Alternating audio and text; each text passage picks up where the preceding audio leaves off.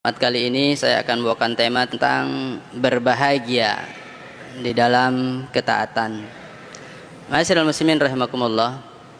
Suatu ketika Bilal bin Rabah ditangkap, kemudian disiksa, kemudian dijemur dan ditindas dengan batu besar dalam kondisi panas terik matahari sehingga punggungnya melepuh, dadanya melepuh, dan agar seorang budak yang bernama Bilal bin Rabah tidak lagi mengikuti dakwah daripada Rasulullah SAW, tapi dalam kondisi seperti itu Bilal bin Rabah masih bisa tersenyum padahal fisiknya terluka, darahnya mengucur, tapi dia masih mengatakan ahad, ahad, ahad. Jadi Allah yang Maha Esa, Allah yang Maha Esa. Kemudian yang kedua, Imam Abu Hanifah ini adalah seorang ulama besar, pemikir Islam. Ketika itu mau diangkat menjadi hakim, Imam Abu Hanifah menolak. Kemudian dipenjara karena menolak diangkat menjadi hakim. Imam Abu Hanifah kemudian dipenjara. Lalu dicambuk setiap hari. Setiap hari dicambuk sampai punggungnya berdarah-darah. Tapi Imam Abu Hanifah masih bisa tersenyum padahal fisiknya dalam keadaan dipenjara, kemudian tersakiti. Ma'asyiral muslimin rahimakumullah. Ini adalah contoh kecil daripada bagaimana untuk mempertahankan kebahagiaan. Hari ini mungkin lebih setahun kita sudah memasuki masa pandemi, pasar lesu, tapi alhamdulillah masuk bulan Sya'ban, Ramadan, kelihatan geliat pasar mulai terasa. Ini karena bekah daripada Ramadan. Ma'asyiral muslimin rahimakumullah. Kalau beberapa bulan yang silam kita membahas tentang masalah. Apa yang disebut dengan masalah? Masalah adalah kenyataan tidak sesuai dengan harapan, itu adalah masalah. Jadi bukan orang banyak hutang, bukan orang sakit, bukan orang lemah, ya, bukan itu yang definisi masalah. Definisi masalah adalah kenyataan tidak sesuai dengan harapan. Jadi yang membuat masalah adalah panjang angan-angan. Apa rencana kita, apa kemauan kita, apa keinginan kita, lalu tidak sesuai dengan kenyataan, tidak sesuai dengan takdir yang Allah berikan kepada kita. Makanya rumusnya bagaimana biar kita tidak banyak masalah? Ya qanaah, ya sabar, ya bersyukur kepada Allah Subhanahu wa taala, ya menerima apapun yang diberikan oleh Allah Subhanahu wa taala sesuai dengan definisi takwa yang ditulis oleh Imam Hasan Al-Basri, yakni perkataan daripada sahabat Ali bin Abi Thalib. Salah satu takwa adalah al-qanaah bil qalil, ar-ridha bil qalil. Senantiasa kita qanaah, senantiasa kita ridha, menerima apapun yang diberikan Allah Subhanahu wa taala sekalipun itu sedikit, maka insyaallah kita tidak pernah mengalami masalah. Ma'asyiral muslimin rahimakumullah. Kemudian solusi daripada itu Allah Subhanahu wa taala berfirman, inna ma'al usri yusra. Inna itu adalah harfu taukid, kemudian ada ma'al usri. Selama ini kita tahu bahwa setelah kesulitan ada kemudahan. Ternyata bukan itu dalam Al-Quran. Dalam Al-Quran dikatakan bersama kesulitan, bahkan ada harfu taukidnya, sungguh, sungguh kata Allah, bersama kesulitan ada kemudahan. Nah, menurut menurut bahasa kita lihat kata al-usri ada lam ta'rif, ada lam ta'rif di situ. Al-usri berarti satu masalah. Kemudian yusra, ma'al usri yusra. Yusra itu adalah nakirah, tidak ada alnya. Berarti satu kesulitan ada 1000 macam solusi. Ada satu masalah al-usri yusra. Yusra itu adalah banyak solusi. Kemudian tanwil tankir, kata an yusran, pada kalimat yusran ada an di situ. Itu bagian daripada solusi terkecil. Artinya ada solusi-solusi kecil. Inna ma'al usri yusran. Jadi yusranya itu adalah dekat ya, kesulitan yang kita alami detik itu juga sebenarnya ada solusi. Nah, berarti masalah itu tergantung daripada knowledge. Ya, problem hidup itu tergantung daripada knowledge, tergantung daripada ilmu pengetahuan. Makin banyak ilmunya, makin tidak ada masalahnya. Karena apa? Kalau kita fokus pada masalah, maka sepanjang hidup kita bermasalah. Al-usri, seakan masalah semua. Tapi ketika kita fokus pada solusinya, maka yang diperbesar adalah solusinya. Al-yusra. Makanya benar rumus yang mengatakan crisis in your head. Sebenarnya masalah itu cuma ada di pikiran kalian. Masalah itu cuma ada di kepala. Karena apa? Setiap orang hidup pasti ada masalah, pasti ada rintangan, pasti ada tantangan. Maka kata Allah, walanabluwannakum bisyai' wal khauf wal ju' wa naqsim minal amwal wal anfus was samarat wa basyiris sabirin. Sungguh kata Allah, aku akan coba kalian dengan sesuatu. Apa itu sesuatu? Berbagai macam. Wal khauf, dengan rasa takut. Takut apa? Takut lapar, takut miskin, takut sakit, takut nggak laku, takut tidak dihormati. Ketakutan-ketakutan yang tidak jelas. Padahal bagaimana kita bertakwa harus ada al khaufu minal jalil, takut kepada al jalil. Kita takut itu cuma kepada Allah Subhanahu wa taala. Tidak takut dengan barang kita habis apa enggak, kontrakan kebayar apa enggak, besok dapat rezeki apa enggak. Ini ketakutan yang tidak jelas. Nah, ma'asyiral muslimin rahimakumullah, ini tadi melihat masalah yang sudah kita hadapi selama ini. Jadi orang yang beriman itu, orang yang bertakwa itu, ya, laki-laki mukmin itu dengan dirinya itu sudah selesai. Jadi dengan dirinya itu selesai, maksudnya apa? Dia itu sudah selesai dengan dirinya, jadi tidak bermasalah lagi dengan dirinya. Maka dia bisa mentransformasi kebahagiaan, dia bisa mentransformasi akhlak, mentransformasi akidah sahihah, mentransformasi semangat. Untuk siapa? Untuk anaknya, untuk istrinya, untuk keluarganya, untuk temannya, untuk jamaahnya, gitu. Tapi kalau dirinya saja tidak selesai, dirinya saja bermasalah, bagaimana dia memberikan solusi pada orang lain? Contoh bagaimana? Man arada sya'adah fa'alaihim bisaja'ah. Barang siapa ingin mendapatkan kenikmatan, barang siapa ingin mendapatkan ketenangan, sa'adah, kebahagiaan, maka hendaklah ia berani. Apa korelasi kebahagiaan dan keberanian? Ma'asyiral muslimin rahimakumullah, Rasulullah juga mengatakan, kullukum ra'in wa kullukum mas'ulun an ra'iyatih. Setiap kalian adalah pemimpin, dan setiap pemimpin akan dimintai pertanggungjawaban atas kepemimpinannya. Kita bertanggung jawab atas mata kita. Jadi Allah akan memintai pertanggungjawaban atas mata yang kita miliki. Karena kalau matanya tidak dijaga, matanya tidak dirawat, maka mata ini menjadi sumber maksiat. Bagi laki-laki, satu kali maksiat mata, hilang hikmah lisan. Jadi kalau di rumah kita, istri-istri kita, anak-anak perempuan kita tidak pernah mau mendengarkan nasihat kita, tidak pernah mendengarkan ucapan kita, berarti lihat matanya di siang hari. Terlalu banyak maksiat yang kita lakukan. Bagi laki-laki, bentuk syukur kita atas nikmat mata, maka kita harus goldel basar, menundukkan pandangan. Jadi mata kita tidak liar. Ketika kita menjaga mata kita di siang hari, maka Allah akan menjaga mata hati kita di malam hari. Kalau kita tidak bisa bangun malam tahajud, kalau kita tidak bisa membaca Al-Quran, padahal waktu banyak, tapi kok kita tidak sempat baca Quran. Nah, dipertanyakan itu matanya. Matanya itu melihat apa saja. Jadi akan dimintain pertanggungjawaban atas kepemimpinan kita pada mata yang kita miliki.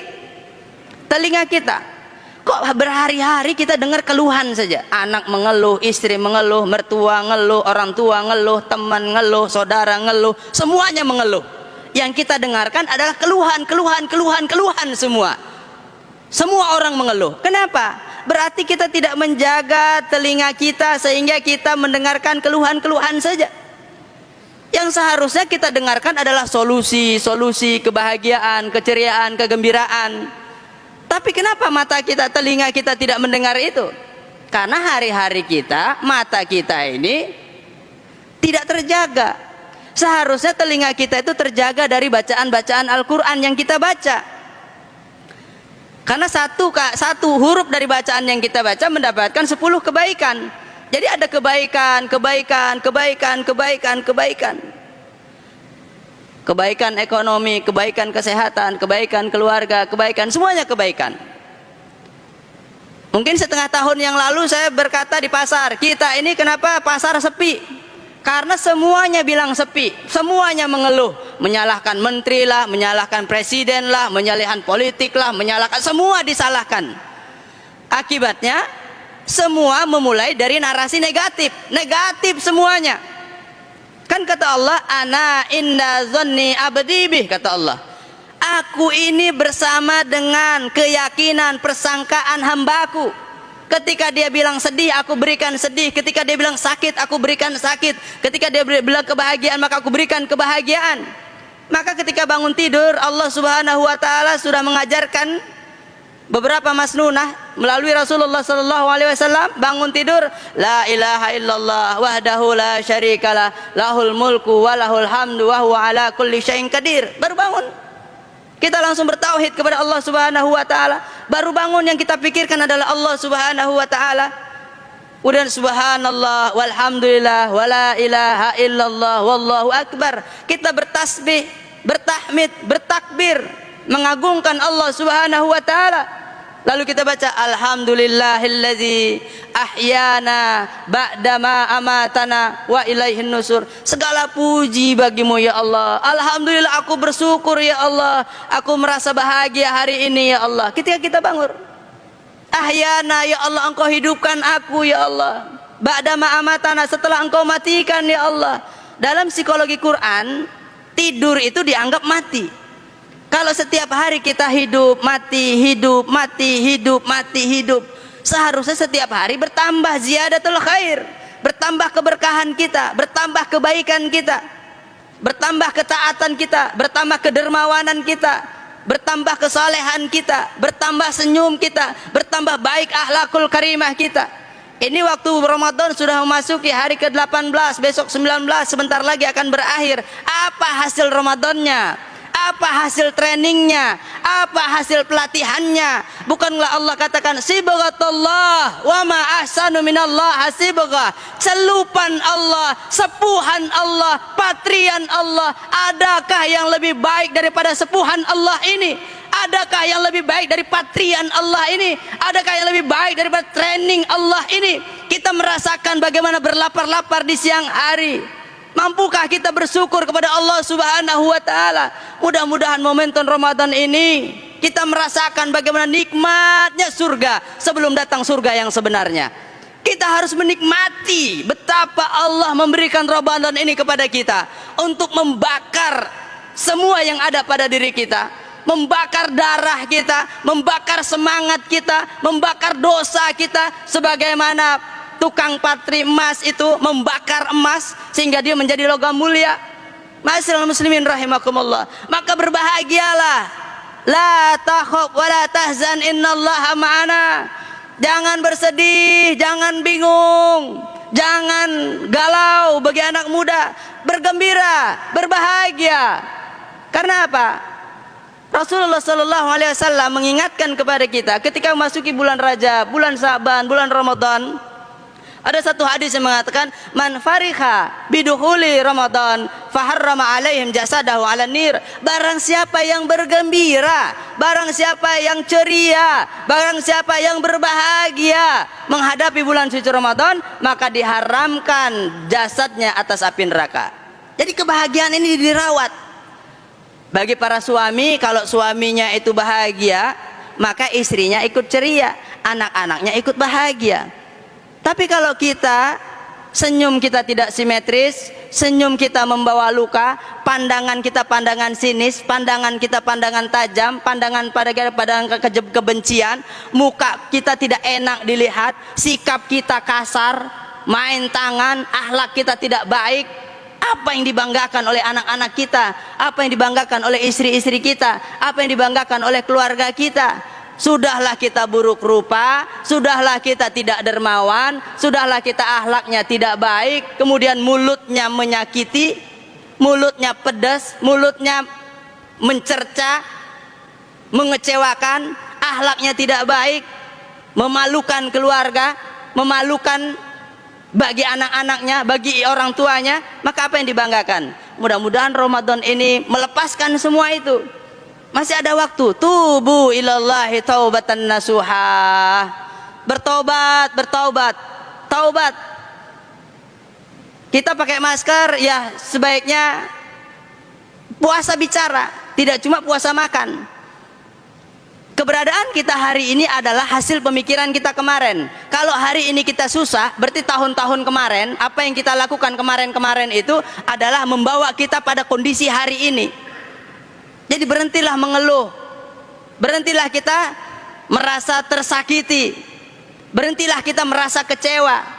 Mulailah dari narasi-narasi bahagia, mulailah dari narasi-narasi menggembirakan, mulailah dari ketaatan-ketaatan kepada Allah Subhanahu wa taala. Bagaimana caranya? Sahur, kita bangun sahur, mengingat waktu. Ketika kita sahur, bangun sahur. Kenapa? Di dalam sahur ada keberkahan. Malam hari jam 10 sudah tidur. Taraweh capek-capek, ya taraweh. Kita nggak bisa taraweh berjamaah, ya niatkan di rumah. Sholat di rumah, sholat taraweh. Tidur segera. Bangun qiyamul lail, tahajud, bangun malam, menangis di malam hari. Karena apa? Semua pintu-pintu surga dibuka oleh Allah Subhanahu wa taala. Semua rahmat-rahmat Allah dibuka semuanya oleh Allah Subhanahu wa taala. Apa itu rahmat? Apa itu rahmat Allah? Ada litajalli, ada kebersamaan Allah dengan kita. Anak-anak kita dijagain oleh malaikat-malaikat rahmat, sehingga anak-anak kita tidak menangis, anak-anak kita tidak nakal, anak-anak kita terpelihara. Istri-istri kita dijagain oleh malaikat-malaikat. Kemudian usaha-usaha kita dijagain, semua dijagain. Orang yang mau melakukan kejahatan jadi tidak melakukan kejahatan. Orang yang memulai menyakiti tidak menyakiti. Orang yang akan kita dengarkan ucapan-ucapan yang kasar, tiba-tiba ucapan baik yang kita dengarkan. Karena apa? Ada rahmat Allah Subhanahu wa taala. Ma'asyiral muslimin rahimakumullah. Yang terakhir, berbahagia dalam ketaatan. Tadi masalah sudah selesai, kemudian definisi bahagia juga sudah selesai, kemudian sekarang ketaatan. Apa itu taat? Ati Allah wa ati Rasul wa ulil amri minkum. Kalau kita sebagai rakyat, bagaimana bahagianya rakyat?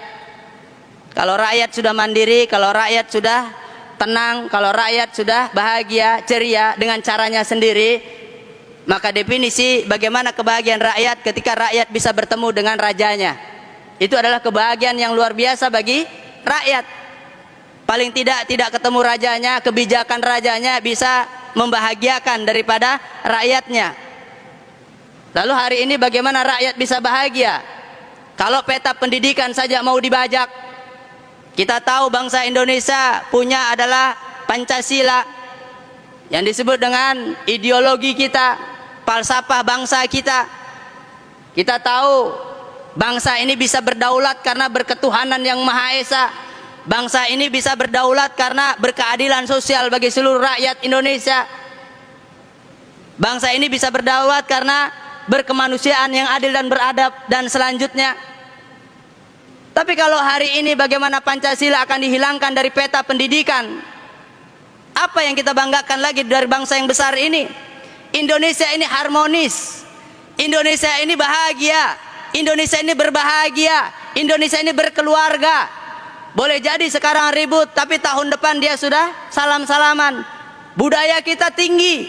Kita selalu saling memaafkan. Kita mudah memaafkan. Kita mudah melupakan kekecewaan di masa lalu.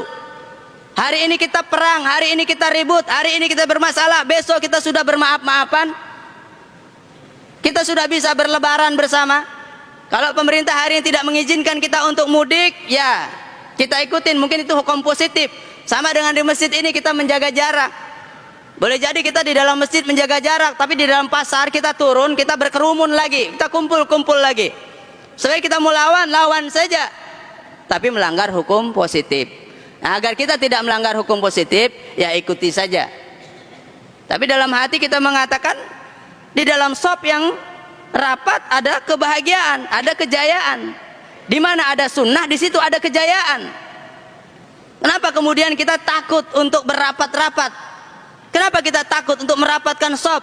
Al-katifu bil katif, al-qadamain bil qadamain. Kelingking dengan kelingking, bahu dengan bahu, harusnya rapat. Sawwa tadilu, bersop, berapat-rapat. Tapi hari ini kita masih tetap menjaga jarak. Karena ada aturan manusia, ada aturan negara atau aturan pemerintah yang mengatur kita. Tapi di masjid jangan diatur juga. Tadi diumumkan, bikin ambulan, duitnya dari jamaah. Anak yatim, duitnya dari jamaah. Operasional masjid, duitnya dari jamaah. Masih ngecrek, sumbangan. Jamaah dimintain duitnya. Kemudian masjidnya diatur. Kalau mau diatur semuanya, operasional dakwah masjid bayarin oleh pemerintah, oleh negara. Khotibnya dibayar, imamnya dibayar, muazzinnya dibayar, marbotnya dibayar, semua dibayar. Keluarkan anggaran, bayar masjidnya. Jangan rakyat disusahin, kemudian kebijakannya juga menyusahkan kita. Biarkan. Saya beragama Islam, yang saya sampaikan bidalailil kitabi was sunnah. Yang saya sampaikan adalah kitab sucinya umat Islam. Saya berbicara di dalam masjid adalah tempat ibadahnya umat Islam. Yang mendengarkan adalah jamaah-jamaah yang beragama Islam. Maka tidak ada pelanggaran hukum positif atas apa yang saya sampaikan. Inna dina indallahil Islam. Sesungguhnya tatanan hidup yang baik, tatanan hidup pribadi, tatanan hidup berkeluarga, tatanan hidup bermasyarakat, tatanan hidup berbangsa dan bernegara, hendaklah menggunakan syariat Islam. Inna dina indallahil Islam. Tidak ada solusi yang lain kecuali adalah solusi dengan syariat Islam. Ma'asyiral muslimin rahimakumullah, mungkin ini saja yang dapat saya sampaikan sebagai kesimpulan. Yang pertama, definisi masalah adalah kenyataan tidak sesuai dengan harapan. Jadi harapannya terlalu banyak, harapannya adalah taat kepada Allah Subhanahu wa taala. Kemudian kebahagiaan hakiki adalah kebahagiaan yang ma'rifatullah. Kebahagiaan yang mengetahui tentang Allah Subhanahu wa taala. Kebahagiaan adalah ketaatan kita kepada Allah Subhanahu wa taala. Seharusnya kita sudah selesai dengan diri kita, maka kita bisa menyelesaikan masalah-masalah orang lain. Kemudian terakhir ada ketaatan. Taatan kita adalah mudah-mudahan di bulan suci Ramadan ini menambah ziyadatul khair, menambah keberkahan, ada penambah kebaikan. Mudah-mudahan ada seminggu ke depan pasar mulai ramai lagi. Mudah-mudahan yang terlilit hutang mudah-mudahan selesai hutangnya, yang lagi sakit disembuhkan. Kemudian bagi anak-anak yang menempuh pendidikan